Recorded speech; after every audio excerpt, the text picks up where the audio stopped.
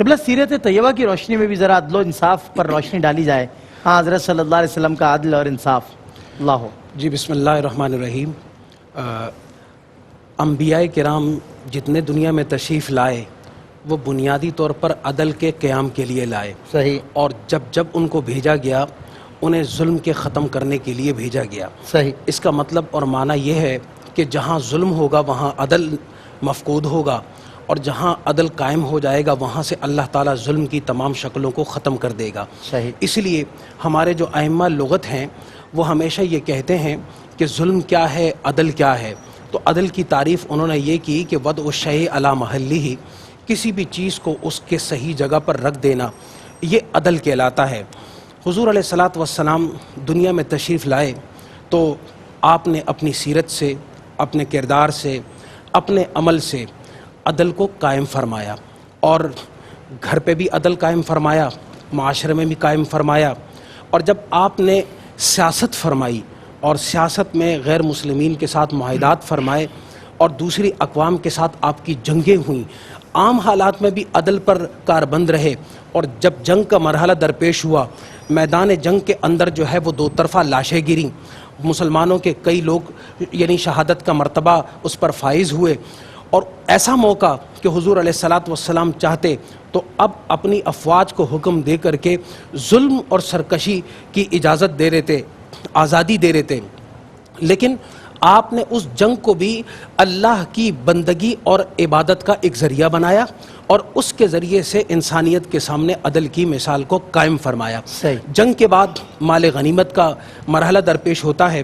غزوہ حنین میں اللہ تعالیٰ نے مسلمانوں کو حضور علیہ الصلاۃ والسلام کی سرکردگی میں فتح یاب فرمایا. مسلمانوں کے ہاتھ سونا، چاندی، گھوڑے اور دوسری اجناس اور اشیاء بہت وافر مقدار میں ہاتھ میں آئیں.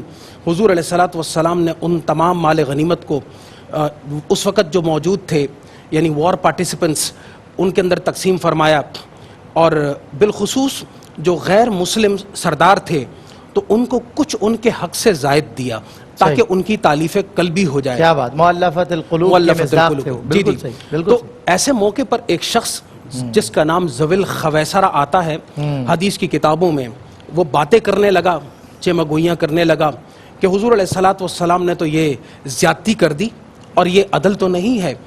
حضور علیہ الصلاۃ والسلام تک ایک صحابی نے جا کر کے یہ خبر پہنچائی تو آپ علیہ السلام نے فرمایا کہ اگر محمد صلی اللہ علیہ وسلم عدل نہ کرے تو پوری روئے زمین پر کوئی عدل کر ہی نہیں سکتا. یہ تو اس کی تالیف قلب کے لیے تھا. تو ایک موقع نہیں ہے، گھریلو، خاندانی، معاشرتی، سیاسی، قانونی، ہر سطح پر آقا کریم علیہ الصلاۃ والسلام نے عدل و انصاف کے تقاضوں کو بھرپور طریقے سے پورا فرمایا. کبھی خود آپ کو اپنی ذات سے بھی بدلہ دینے لینے کی بات نہیں ہو رہی ہے، دینے کی نوبت آئی تو آپ علیہ الصلاۃ والسلام نے اپنی پشت مبارک سے کپڑا اٹھا کر کے اپنے اس سامنے رفیق کے سامنے کر دیا کہ آپ اپنا بدلہ لے سکتے ہیں. اس نے کہا، اور کیا ہی خوب بدلہ لیا. اور پھر اس کا بدلہ بھی کیا تھا کہ وہ آ کر کے آپ کی پشت ادھر کے ساتھ اور مہر نبوت کے ساتھ چپٹ گیا اور کہا کہ آپ سے بدلہ لینے کا کسی کا تصور بھی کیا ہو سکتا ہے. یہ تو ہمارے لیے سعادت ہے، یہ تو ہمارے لیے سعادت ہے کہ مجھے یہ توفیق ملی کہ میں آپ کے جسم اقدس کے ساتھ اپنے بدن کو جو ہے وہ مس کر سکوں. تو اگر بدلہ دینے کی بات آئی، لینے کی بات نہیں، لینے میں تو آپ نے معاف کر دیا، لیکن جب دینے کی بات آئی تو آپ نے بھرپور دوسرے کو موقع دیا کہ وہ آپ سے بدلہ لے سکے.